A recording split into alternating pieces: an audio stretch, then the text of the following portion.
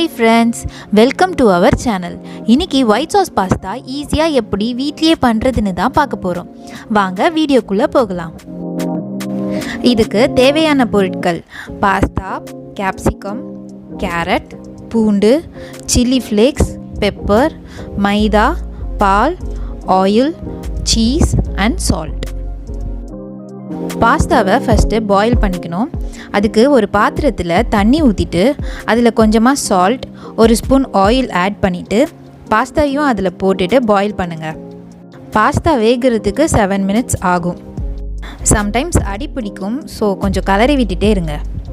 Pasta cook ஆகிடுச்சான்னு ஒரு spoon வச்சு cut பண்ணி பார்த்துக்கோங்க. இப்போது பாஸ்தா குக் ஆகிடுச்சு, இதை வடிகட்டிக்கலாம்.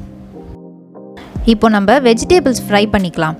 இதுக்கு ஒரு பேனில் கொஞ்சமாக ஆயில் ஊற்றி ஆயில் காஞ்சதும் அதில் பூண்டு போட்டு ஃப்ரை ஆனதும்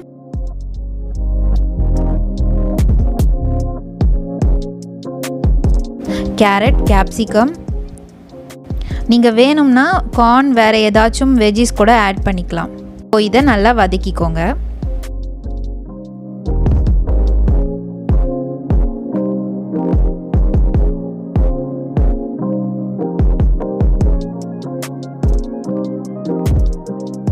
ஃப்ரை பண்ண வெஜிடபிள்ஸை தனியாக எடுத்து வச்சுக்கலாம். சாஸ் எப்படி பண்ணுறதுன்னு பார்க்கலாம். அதே பேனில் பட்டர் ஆட் பண்ணிக்கோங்க. அதில் 2 ஸ்பூன்ஸ் மைதா போட்டுக்கோங்க. நல்லா மிக்ஸ் பண்ணிகிட்டே இருங்க, இல்லைனா கட்டி ஆகிடும். மைதாவோட ரா ஸ்மெல் போகிற வரைக்கும் மிக்ஸ் பண்ணிக்கிட்டே இருக்கணும்.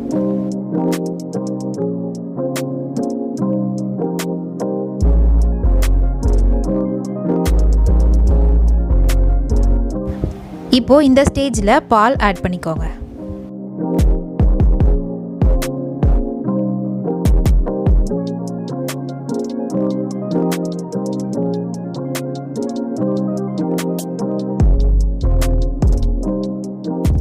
பால் ஆட் பண்ணதும் நல்லா மிக்ஸ் பண்ணிக்கிட்டே இருக்கணும். அது அப்படியே திக்காகிட்டே இருக்கும். நீங்கள் வேணும்னா இன்னும் கொஞ்சம் பால் கூட ஆட் பண்ணிக்கலாம்.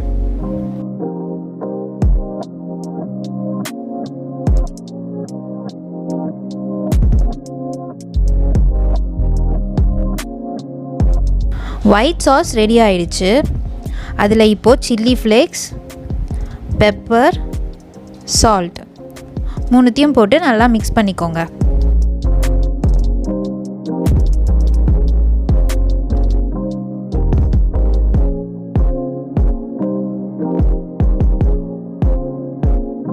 இந்த சாஸில் ஃப்ரை பண்ண வெஜிடபிள்ஸ், பாயில் பண்ண பாஸ்தாவையும் போட்டு மிக்ஸ் பண்ணிக்கோங்க.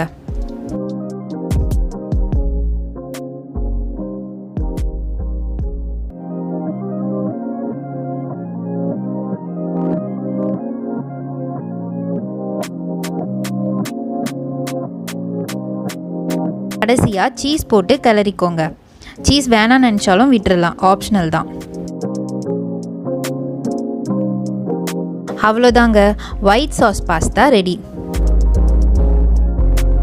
ஓகே ஃப்ரெண்ட்ஸ், ரொம்ப டேஸ்டியாக இருக்கும். கண்டிப்பாக ட்ரை பண்ணி பாருங்கள். அடுத்த வீடியோவில் பார்க்கலாம். பாய் பாய்.